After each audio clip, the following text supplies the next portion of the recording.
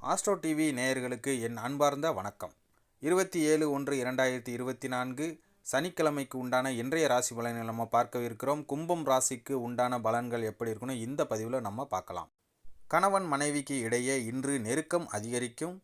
திறமைகளின் மூலம் முன்னேற்றம் அடைவீர்கள். மற்றவர்களின் கருத்துகளுக்கு மதிப்பளித்து செயல்படுவது மிகவும் நன்மை தரும். வியாபார பணிகளில் இன்று உங்களுக்கு முன்னேற்றம் உண்டாகும்.